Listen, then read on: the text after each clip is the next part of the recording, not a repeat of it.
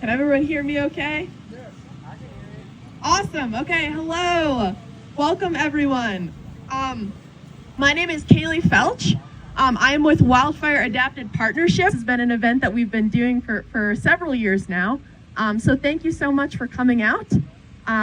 Big things to talk about here. I just wanted to start off by saying thank you to all of our vendors here today. We really appreciate all the amazing companies and groups and organizations that have come out today, as well as the planning committee. So several of us, myself, and then also Upper Pine Fire Protection District, CCFM, National Forest Service, as well as several other folks. Oh, and of course, thank you so much to Forest Lakes Metro District for helping arrange this for us. So this has been a wonderful event, and we're excited to be out here today talking about wildfire. Just a couple more things. So Wildfire Adapted Partnership, again, we're a nonprofit. We do two big things. The first is free wildfire site risk assessments for folks. So if you live anywhere within La Plata County, you are eligible for free wildfire site risk assessment. Myself or someone will come out and talk through things about your home, write up a report for you that won't be reported anywhere. It doesn't get sent to insurance companies, things like that. It's just for you as a homeowner, as well as we have a couple mitigation incentive programs. So we offer, if you live in Forest Lakes, up to 80% of the cost to do mitigation work, as well as if you live outside of Forest Lakes, it's up to 60%. So anywhere in the county, there's incentive programs and financial things to help you out to do some of that wildfire mitigation. And all of it starts with a free wildfire site risk assessment through us. So you can go over to our tent over there and sign up for that. We have a lot of great partners here too, other folks that are doing site assessments as well, like our fire protection districts. So thank you so much to Upper Pine as well.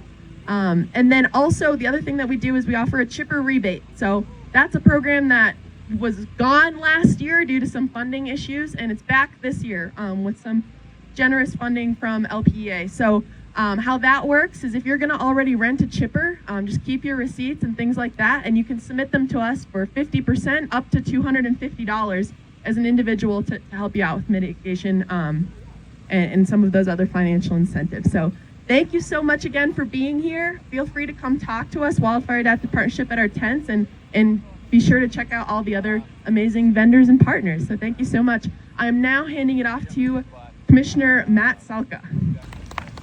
Good afternoon, everyone. Matt Salka, La Plata County Commissioner. Really, what needs to happen is what you're doing right now and is showing up. And I want to thank you all for being here, as well as everyone here in their booths, and help educating the public on what we should do and what we need to do continuing moving forward here. We can all see the conditions here. If you look around right now, you know we are heading into a very concerning fire season. And what's changing too as well is that it's not going to be a fire season anymore, it's just going to be fire years. And so we need to be prepared. What really matters here is getting educated, reaching out to these booths, see who can help you, learning how to clear areas around your home, because firefighters can tell you that the homes that are saved are the ones that are protected and they have the mitigation around their homes. So we need to get that done here. And Forest Lakes has been doing a great job with that. And I also want to give kudos to the Upper Pine Fire District. They have been doing a lot of great work up here, especially during last year's fire. So thank you very much to Upper Pine Fire. With that being said, I'd like to hand it over here shortly soon, but really, if you have any questions, also too, please reach out to La Plata County. Make sure you're signed up to LPC alerts. That is very important. That is something where if an emergency happens, you will get a text, you'll get an email, depending on what you're asking for communication preference. But what we got to do is just get a whole lot more prepared, and you're doing that today. So thank you very much, everyone. And next, I would like to sign this over to the Forest Lake Service. Thank you. Good afternoon, everybody. My name is Nick Olson. I am with the National Forest Foundation. We are the congressionally chartered nonprofit partner of the Forest Service, and I'm up here with Clarissa. Yeah, sorry, I didn't know I was supposed to be talking at all. So I'm a forest mayor. I'm a forester out of our Durango Field Office of the State Forest Service. We partner with NFF and the U.S. Forest Service to kick off this Grassy Mountain project, and excited to see a lot of faces here today and get some good information from Nick on this. So I imagine many of you are aware we are currently working up above the slopes of the Forest Lakes Metro District with a local contractor, Andy McCoy. We are treating approximately 630 acres that span the BLM, the state land, and the Forest Service land up above the Forest Lakes Metro District. To date, we've completed about 2/3 of that area. You can expect operations to pause briefly in May for migratory bird season.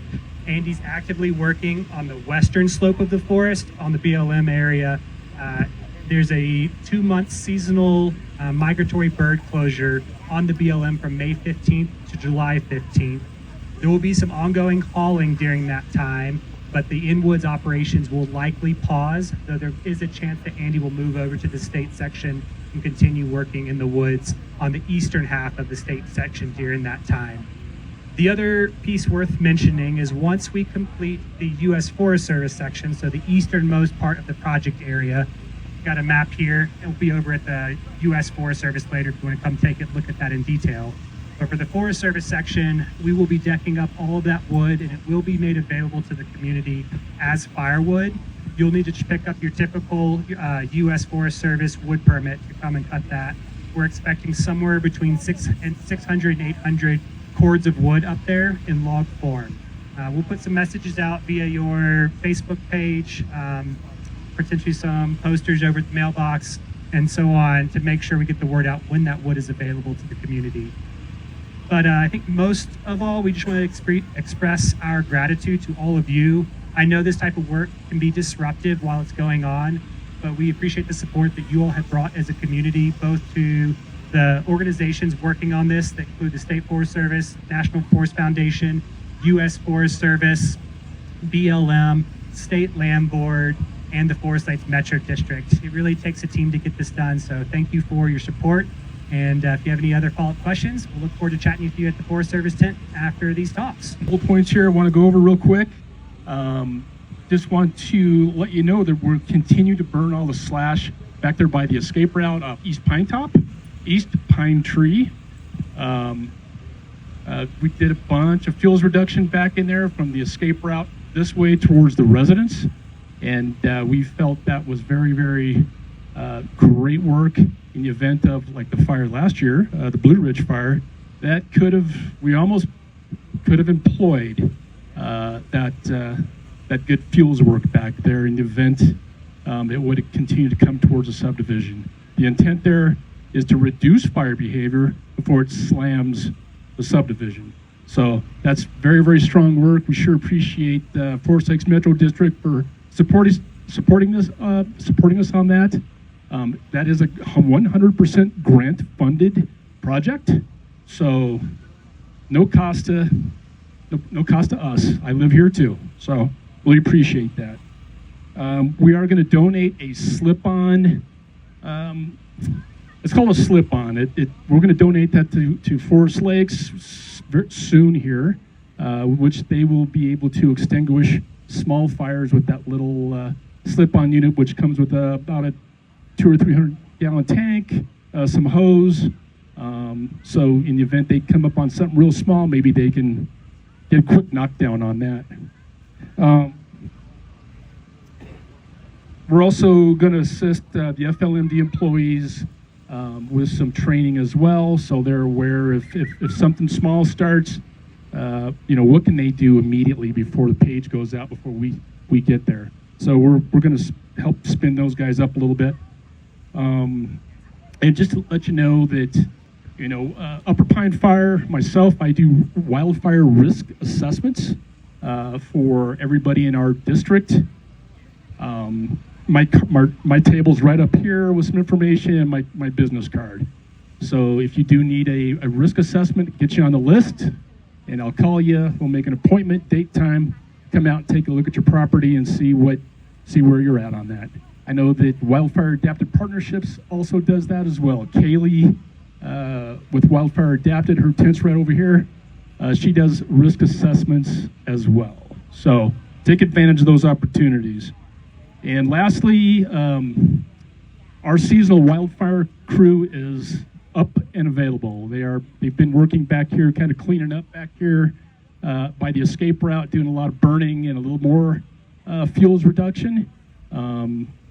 A lot of you that walk back there, just the other side of the simpatico, probably noticed some of the work that we've been doing back there, and we're doing our best to kind of really fine tune that, as a lot of you walk back there with your dogs and mountain bikes and whatnot.